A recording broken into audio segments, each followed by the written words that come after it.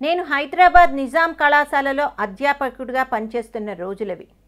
ఎన్టీఆర్ కలిసి ఉంటే కలదు సుఖం చిత్రంలో నటిస్తున్నారు. మిత్రులు పిఎస్ ప్రసాద్ గారితో నాకు కబురు పెడితే వెళ్ళి కలిశాను. గులేబకావళి కథ చిత్రానికి పాటలు రాయమని అడిగారు. ఆ క్షణం చాలా ఆనందం కలిగింది. కానీ ఓ చిన్న సందేహం.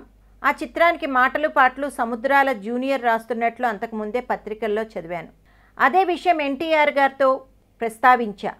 ముహూర్తం కోసం ఆయనతో ఓ పద్యం రాయించి రికార్డింగ్ చేయించాం. ఈ చిత్రానికి 10 పాటలు మీరే రాయాలి, వీలు చూసుకుని మెడ్రాస్ రండి అన్నారాయన. నా సినీ రంగ ప్రవేశానికి అలా ముహూర్తం ఖరారైంది. 1960 మార్చి 10 అనుకుంటా హైదరాబాద్ నుంచి మెడ్రాస్కి రైల్లో బయలుదేరాను. మెడ్రాస్ స్టేషన్లో దిగాను. ఆనందం, ఆశ్చర్యం. అప్పటికే సినీ రంగంలో పెద్ద స్టార్గా వెలుగుతున్న ఎన్టీఆర్ నన్ను రిసీవ్ చేసుకోవడానికి వచ్చారు. ఆయనతో పాటు వారి సోదరులు నిర్మాత త్రివిక్రమరావు, గుమ్మడి, మిక్కిలినేని ఉన్నారు. నన్ను ఎంతో ఆప్యాయంగా పలకరించి కారు దగ్గరికి తీసుకుని వెళ్ళారు. రెడ్డి గారు, ఇది నా సెంటిమెంట్ కారు, మనం దీనిలోనే వెళ్దామంటూ సరాసరి వారింటికి తీసుకెళ్లారు. ఆయన సతీమణి బసవతారకం గారికి నన్ను పరిచయం చేశారు. ఎన్ఏటి సంస్థ కార్యాలయంలో నాకు ఒక గది ఇచ్చారు. గులేబకావళి కథ స్క్రిప్టు నా చేతికిచ్చారు. ఇది చదవండి, పాటల సందర్భాలు పూర్వపరాలు మీకు తెలుస్తాయి అన్నారు.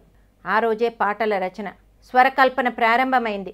అప్పటికే కొన్ని సినిమాలకు సంగీతం అందించిన వేటూరి కృష్ణమూర్తి గారు, పాశ్చాత్య సంగీతంలో నిపుణులు జోసెఫ్ గారు, వీళ్ళిద్దరూ ఆ సినిమాకు మాకు సంగీత దర్శకులు. మొదట నేను పల్లవి రాశాను. అది ఎన్టీఆర్ గారికి చూపించాను. ఆయనకి నచ్చింది. ఆపై మంచి బాణి కుదిరింది. అదే రోజు 2 పాటలు రాశాను. ఒకటి నన్ను దోచుకుందువటే వన్నెల దొరసాని, రెండోది కలల అలలపై తేలిని మనసు మల్లె పువ్వై. ఈ రెండింటిలో మొదటి ముందుగా రికార్డింగ్ అయింది. నన్ను దోచుకుందువటే అదే నా తొలి సినీ గీతం.